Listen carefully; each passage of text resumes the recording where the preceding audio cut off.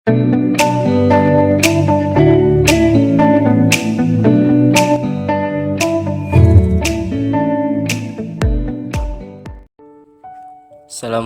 warahmatullahi wabarakatuh.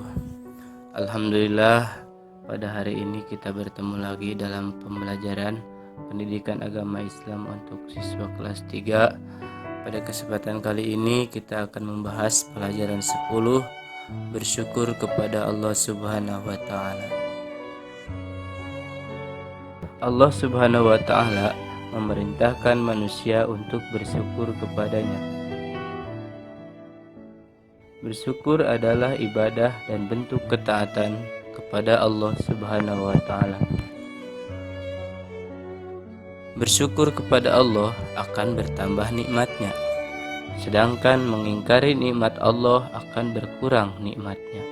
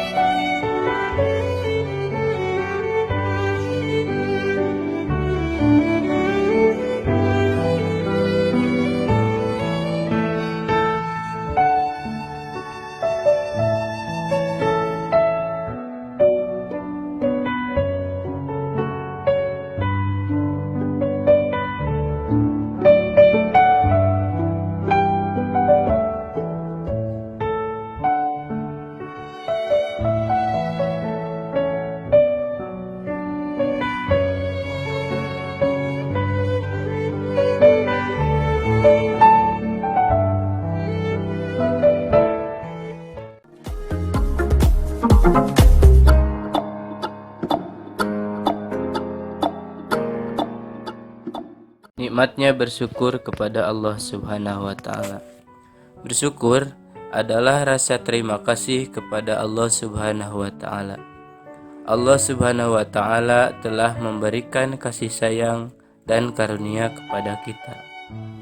Bersyukur tidak cukup dengan hanya mengucapkan alhamdulillah, tetapi dengan cara menggunakan nikmat tersebut untuk beribadah kepada Allah Subhanahu wa taala. Kebalikan dari bersyukur adalah kufur nikmat. Kufur nikmat ialah tidak menyadari atau bahkan mengingkari bahwa nikmat yang didapatkan benar-benar dari Allah Subhanahu wa taala. Allah Subhanahu wa taala berfirman di dalam Al-Qur'an, A'udzu billahi minasyaitonir rajim. Bismillahirrahmanirrahim.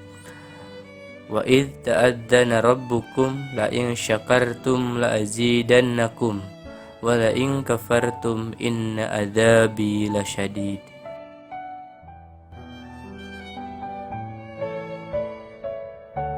Artinya, dan ingatlah ketika Tuhanmu memaklumkan, sesungguhnya jika kamu bersyukur, niscaya aku akan menambah nikmat kepadamu. Tetapi jika kamu mengingkari nikmatku, maka pasti azabku sangat berat. Quran Surat Ibrahim ayat 7.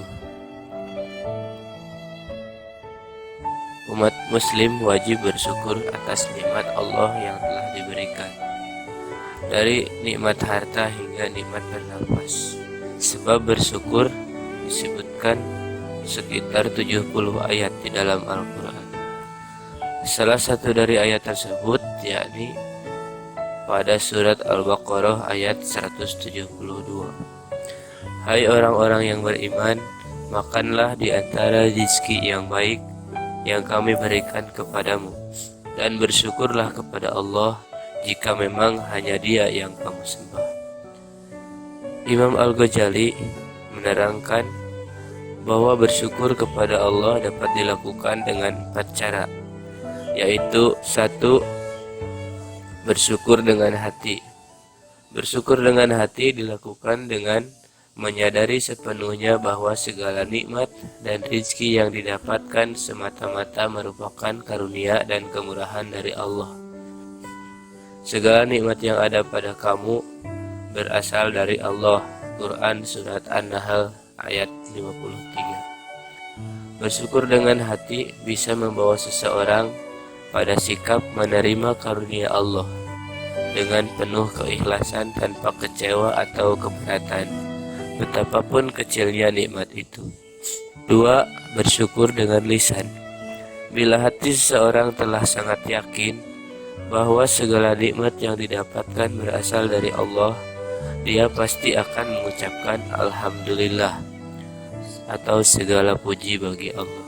Oleh karena itu, jika mendapatkan nikmat dari seseorang, lisannya tetap memuji Allah, karena mesti disadari bahwa orang itu sekedar perantara Allah. 3. Bersyukur dengan tindakan. Bersyukur dengan tindakan bermakna bahwa semua nikmat yang diperoleh harus dimanfaatkan di jalan yang diridhoinya. Nabi Muhammad menjelaskan bahwa Allah Subhanahu wa Ta'ala sangat suka melihat nikmat yang diberikan pada hambanya dengan cara dimanfaatkan sebaik-baiknya.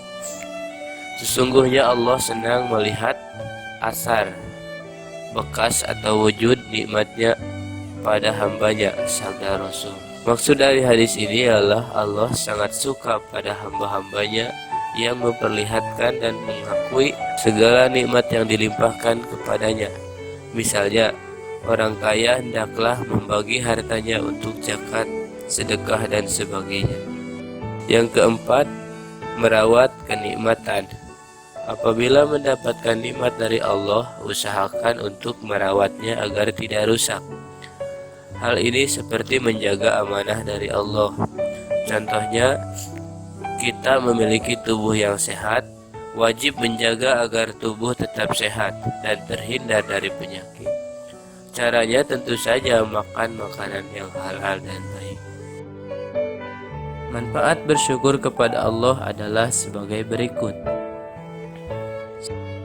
1. Allah Subhanahu wa Ta'ala akan menambahkan nikmat kepada kita. 2. Kita jauh dari sifat ingkar terhadap nikmat Allah Subhanahu wa Ta'ala. 3. Allah Subhanahu wa Ta'ala akan selalu mengingat kita. 4. Kita terhindar dari azab Allah Subhanahu wa Ta'ala. 5. Kita selalu berbaik sangka kepada Allah Subhanahu wa Ta'ala dan sesama manusia. 6. Kita terhindar dari sikap sombong. 7. Hati kita menjadi lapang, tenang, dan bahagia. Demikianlah pembelajaran kali ini. Mudah-mudahan ada manfaatnya bagi kita semuanya. Assalamualaikum warahmatullahi wabarakatuh.